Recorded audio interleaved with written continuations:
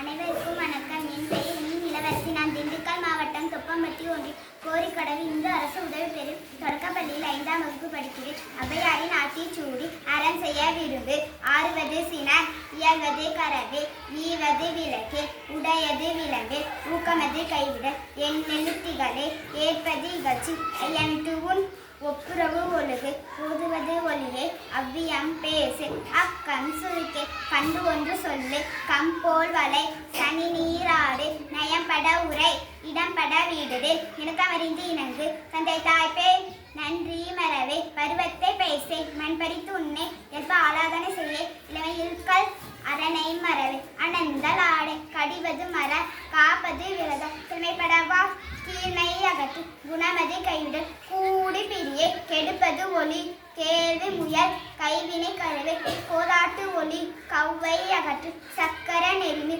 சாரோரு இணைந்திரு, சித்திரம் பேச, சீர்மை மரல், சுளிக்க சொல்லை, சூது விளம்பி, செய்வன திண்டச்சை, சேரிடம் வந்து செய்யன திரியே, சோறு படை, சோம்பி திரியே, தக்கோன் என் திரி, தானமது விரும்பு, திருமாலுக்கு அரும்சை, தீவினை அகற்று, துன்பத்திற்கு இழக்குடை, தூக்கி வினைசை, தெய்வந்திகளே, தேசத்தோடு ஒத்துவா, தையல் சொல்கே, தானவர் தையல் சொல். அனைவருக்கும் நன்றி.